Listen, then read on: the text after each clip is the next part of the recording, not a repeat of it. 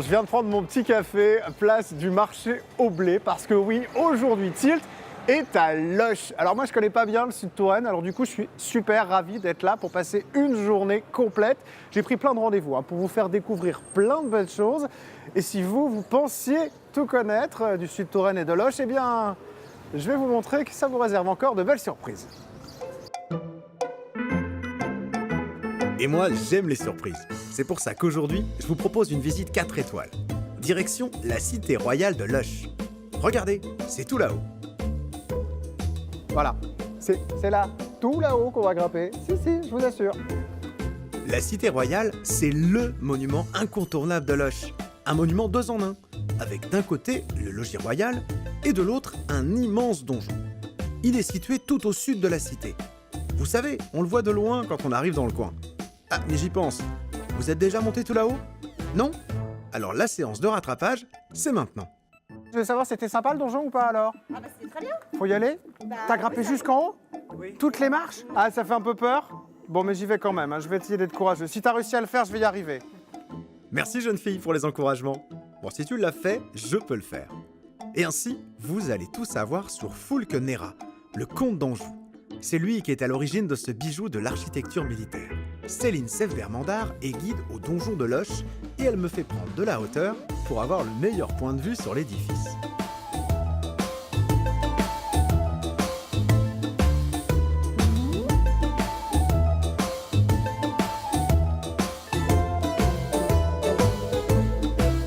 Il est quand même imposant ce donjon. C'est quoi, Tout à fait. c'est quoi Céline, cette grande tour qu'on a juste derrière nous? Une grande tour carrée d'ailleurs. Rectangulaire. Rectangulaire. Rectangulaire, tout à fait. Donc c'est le donjon, qui était à la fois la maison du seigneur, la demeure seigneuriale et en même temps un lieu de défense, de repli en cas d'attaque. On a une vue juste incroyable ici. C'est Tout à peut-être pour fait. ça qu'il est là ce donjon, non? Oui, tout à fait. Nous sommes sur un éperon rocheux qui fait une vingtaine de mètres de hauteur.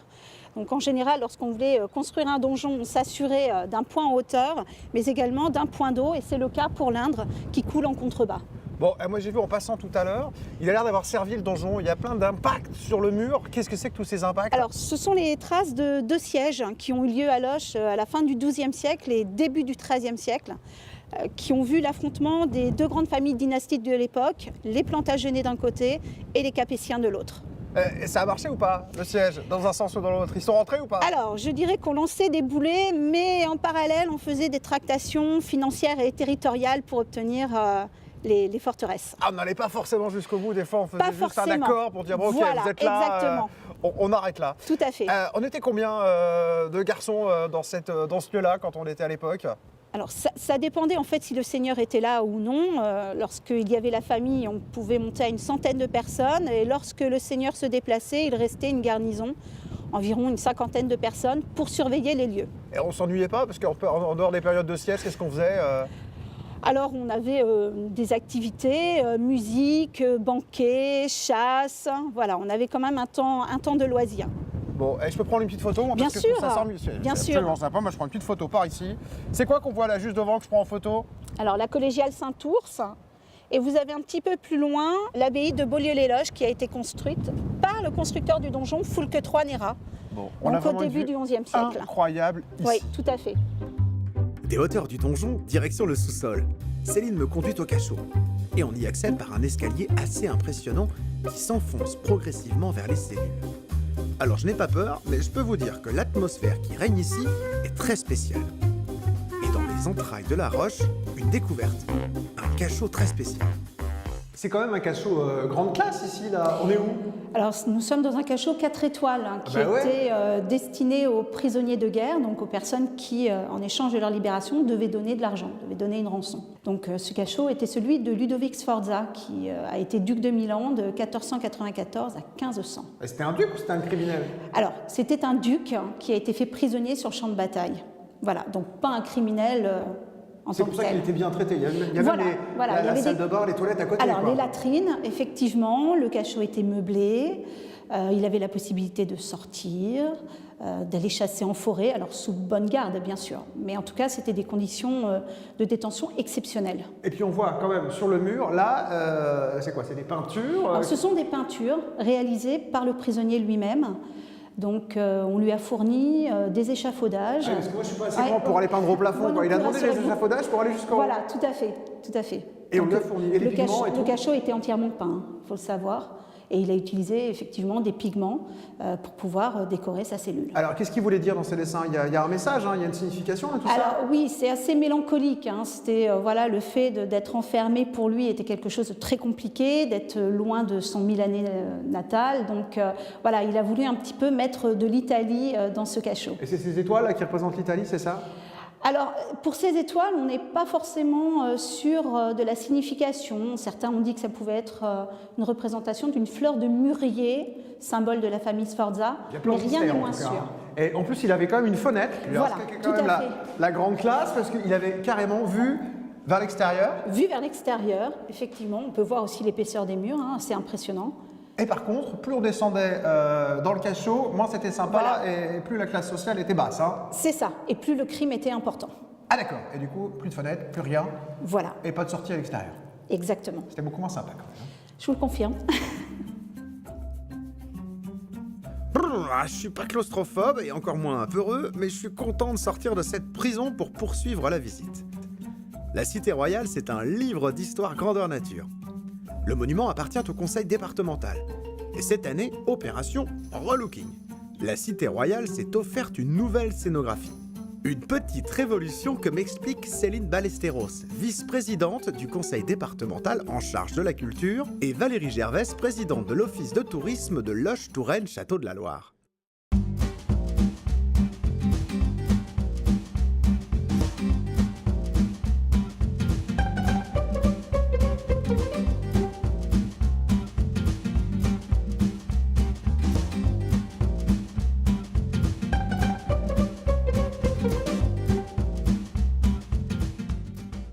Bon alors tout d'abord, merci de m'avoir ramené ici parce que la vue est juste absolument Avec plaisir. magnifique. Le conseil départemental, c'est lui qui a la responsabilité du donjon et du logis qu'on ira voir tout à l'heure. Tout à fait, on a une politique patrimoniale et culturelle très intense au Conseil départemental 37. Vous savez qu'on est propriétaire de 8 monuments historiques, dont évidemment la Cité royale de Loches.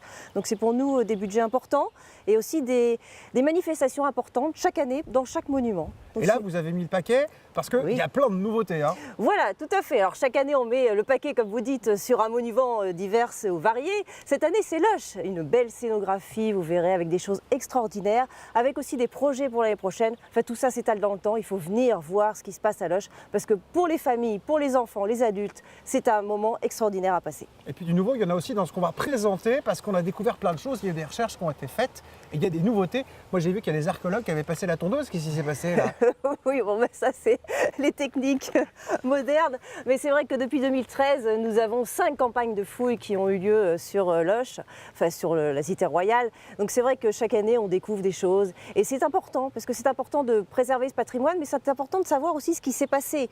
Et qu'est-ce qui a été écroulé, qu'est-ce qu'on peut conserver, qu'est-ce qu'on peut reconstituer et qu'est-ce qu'on peut imaginer aussi dans l'avenir avec des techniques de numérisation que nous ferons avec l'Histopad à la fin de l'année. Parce que mes tondeuses, c'était des radars. On a Oui. quand même découvert qu'il y avait une immense salle. C'est ça, qu'on et connaissait c'était plutôt pas. unique ici en plus, que ça n'existait pas beaucoup à l'époque d'avoir d'aussi grandes salles. Tout à fait, c'est pour ça qu'il y a encore une campagne de fouilles, je pense, qui va se mettre en route en 2018 pour aller un peu plus approfondir cette grande salle qu'on a découverte.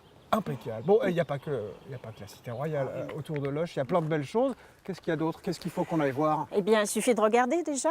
Vous Je savez regarde, déjà je de regarde, quoi ça prend plein les yeux, hein. Il y a pas de Donc problème. en fait, oui, très proche d'ici, il y a quand même Montrésor aussi, qui est un des plus beaux villages de France.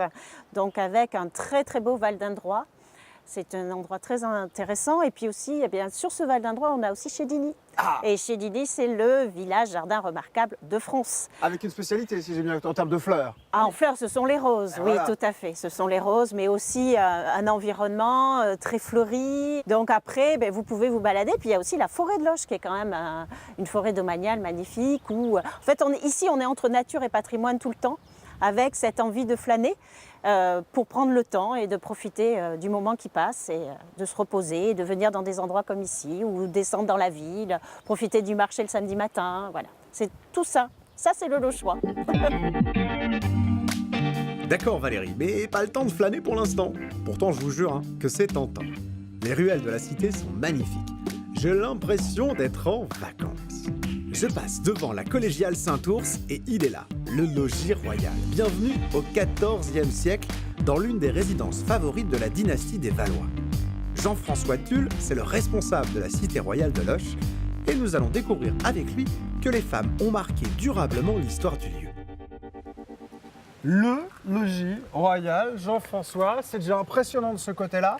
Ça l'est encore plus de l'autre côté. Hein. Oui, là on est sur la façade de la Montflateuse qui est l'entrée d'origine du monument. En revanche, de l'autre côté, on donne en plein sur le Val de l'Indre et donc c'est assez époustouflant. Ouais. Ça claque, c'est magnifique. Bon, c'est un lieu de femmes ici, ce logis royal. Et la première, c'est quand même une star à être passée par ici, c'est Jeanne d'Arc. Oui, alors c'est elle par qui tout commence, puisque c'est elle qui va donner au roi l'influx nécessaire pour qu'il puisse accomplir son destin, c'est-à-dire libérer Orléans qui était le point de verrou en fait, des possessions françaises contre les Anglais, et en même temps recevoir la couronne du sacre qui était l'élément majeur pour qu'il puisse être légitimé aux yeux de tous comme le roi de France plein et entier. On parle de quel roi là? Charles VII. Charles VII, et Charles VII, c'est aussi avec Agnès Sorel, Voilà, qui a marqué de son empreinte le lieu. Hein. Qui a été un personnage majeur puisque elle a révolutionné la mode de l'époque, elle a été la première favorite royale reconnue comme telle. Et enfin, elle a redonné aussi un élan au roi pour aller au bout de la reconquête du royaume. Donc pour ces trois raisons, elle est essentielle et elle réside en quelque sorte pour l'éternité. Juste à côté, juste à là. côté, voilà. Juste à côté avec son gisant et Agnès Sorel est là. Qu'est-ce qu'elle a laissé comme trace ici, comme marque? Alors, elle a laissé surtout, j'allais dire, l'image d'une femme extraordinairement belle qui a flatté tout le monde par son esprit et qui surtout, aujourd'hui, est traduit à travers un portrait qu'on présente dans le logis, qui est le portrait de la Vierge de Melun, où elle est figurée en Vierge allaitante, et surtout elle est figurée comme une princesse, comme une reine, en tout cas dans ses attributs. Une reine qu'elle n'était pas, on rappelle, hein, voilà, c'était la favorite officielle, mais ce n'était pas une reine. C'est ce qui fait justement en fait, le côté un peu innovant et parfois un peu choquant à l'époque, c'est que justement elle apparaît comme une reine dans ce portrait alors qu'elle ne l'est pas, mais néanmoins pour le roi c'est sa reine de cœur. Jeanne d'Arc et Agnès Sorel, c'est déjà très impressionnant. Mais une troisième femme, et quelle femme, a laissé son empreinte à Loches? La reine Anne de Bretagne. Alors là, on a aussi une vue absolument incroyable. Il faut absolument venir ici, hein, parce que même si on habite au pied, il faut revenir ici pour voir la vue. Hein. C'est un angle assez unique, qui plus est, on a cette vue sur le beffroi de Loches qui est quasiment unique en Touraine, donc c'est double raison de venir ici. Oui. Là, il y a de la hauteur pour une fois en Touraine. Oui, on a 25 mètres au-dessus du sol de la ville. Ouais. Ah oui, c'est pas mal. Bon, juste derrière moi, c'est une autre partie du bâtiment et c'est marqué par une autre femme. Qui voilà, est-elle? une très grande reine, deux fois reine, seule deux fois reine dans l'histoire de France, Anne de Bretagne, duchesse également, qui a décidé effectivement de remanier les plans de ce logis 15e qui arrive à la toute fin du 15e siècle et qui permet justement de comprendre qu'elle impose sa marque puisqu'elle crée un oratoire en lieu et place de latrine, donc vraiment elle modifie les plans. Ah oui, c'est rien à voir quoi. Voilà. On passe des latrines à l'oratoire. Voilà, donc c'est vraiment aussi un signal de ce qu'elle veut faire de ce monument. Et donc elle vient y résider surtout à la fin des années 1490 où vraiment elle en fait un lieu de villégiature fréquent avec Blois, mais Loches en fait aussi partie. Parce que parfois, elle passe seulement les reines ou les rois. Là, elle s'est vraiment installée ici. Voilà, sur des périodes de plusieurs semaines, voire quelques mois. Donc vraiment, elle avait pris goût à Loches. Alors, qu'est-ce qu'elle a laissé comme trace, elle? On parlait d'Agnès Sorel tout à l'heure. Anne de Bretagne, c'est quoi qu'elle a marqué ici? C'est ce fameux oratoire? Voilà, c'est une petite pépite architecturale, puisqu'elle a condensé dans un seul et même espace tous ces emblèmes bretons, donc les hermines, la cordelière, tout cet environnement symbolique. Et surtout, c'est un oratoire qui est d'une très belle facture architecturale. On est à la fin du gothique flamboyant. Et vraiment, c'est une espèce vraiment de petit bijou qui vient s'inscrire à la toute fin de la construction de ce bâtiment.